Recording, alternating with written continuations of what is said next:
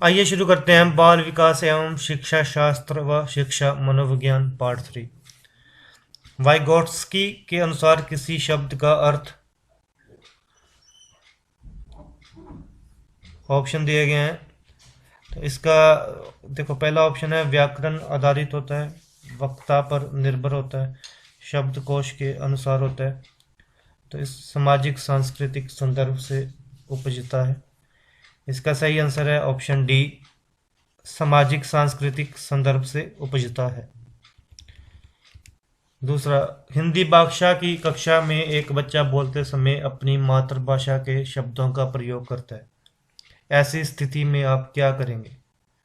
उसे टोकेंगे और उसकी मातृभाषा के शब्दों के स्थान पर हिंदी के शब्दों का प्रयोग दृढ़ता से करवाएंगे। ये ऑप्शन सही नहीं है, उसे टोकना नहीं चाहिए। उसकी भाषिक अभिव्यक्ति पर ध्यान नहीं देंगे और पाठ जारी रखेंगे, ध्यान देना चाहिए, ये भी ऑप्शन गलत है।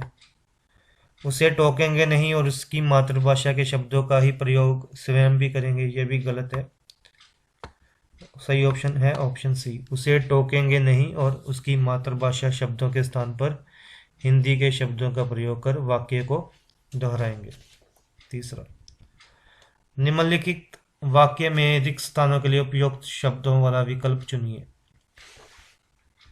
डैश में बोले जाने वाली, डैश के बीच और पड़ोसी की भाषाओं तथा डैश में प्रयुक्त की जाने वाली भाषा के बीच के फासले को काटने का भरपूर प्रयास किया जाना चाहिए। इसका सही आंसर क्या है? देखो, इसका सही आंसर है ऑप्शन ए कि घर में बोले जाने वाली, यहाँ पे क्या आएगा? घर।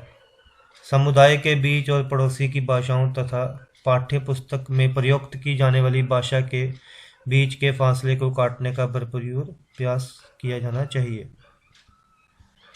नेक्स्ट है, भाषा का पोर्टफोलियो हो सकता है। इसका सही आंसर है, भाषा का पोर्टफोलियो क्या है? प्रपत्रों का संगठित और क्रमबद्ध संग्रह। भाषा अर्जन और भाषा अधिगम में अंतर का आधार नहीं है। भाषा अर्जन और भाषा अधिगम, अंतर का बेस कौन सा नहीं है? कुशलता है, स्वाभाविकता भी है, सहजता भी है, सांस्कृतिकता नहीं है। So option A is the right answer. समुद्र बाल साहित्य का सबसे महत्वपूर्ण उद्देश्य है। इसका सही आंसर है, समृद्ध बाल साहित्य का सबसे महत्वपूर्ण उद्देश्य है भाषा संरचना का विकास।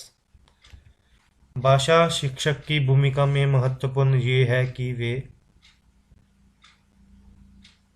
पाठ्य पुस्तक आधारित आकलन के स्थान पर स्वयं बहुविकल्पीय प्रश्न तैयार करें, पाठ्य पुस्तक को ही आकलन का एक मात्र आधार माने, पाठ्य पुस्तक को समय सीमा के भीतर पूर्ण करा दें,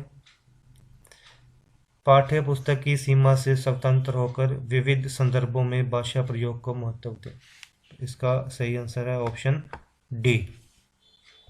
नेक्स्ट, दो भाषा बोलने वाले बच्चे न केवल अन्य भाषाओं पर अच्छा नियंत्रण रखते हैं बल्कि शैक्षिक स्तर पर वे बच्चा दो भाषाएं बोल रहा है तो वो क्या है? रचनात्मक भी होगा। सो ऑप्शन डी, अधिक रचनात्मक होते हैं। आगमन विधि में हम बढ़ते हैं। आगमन विधि क्या होती है? जिसमें हम उदाहरणों से नियम की ओर बढ़ते हैं। सो आगमन विधि से हम उदाहरणों से नियम की ओर बढ़ते हैं। बच्चों में सृजनात्मक अभिव्यक्ति का विकास करने के लिए सर्वश्रेष्ठ विधि है क्रिएटिविटी हमने डेवलप करनी है बच्चों में, तो कौन सी सही विधि है? भूकंप आने पर जो तबाही हुई उसके बारे में अपने अनुभव लिखना, जहाँ की पढ़ी गई कहानी को संक्षेप में लिखना, या 2 दिन के अवकाश के लिए पत्र लिखवाना। तो इसमें क्या क्रिएटिविटी हुई? इसमें तो कोई क्रिएटिविटी नहीं है। मेरा आदर्श विद्यालय पर निबंध लिखवाना, ये भी क्रिएटिविटी नहीं है, बच्चा याद करके लिख सकता है। तो अब ये देखो, अब पूरी की पूरी कहानी को संक्षेप में लिखना है, तो this is the creativity. So option A is the right answer.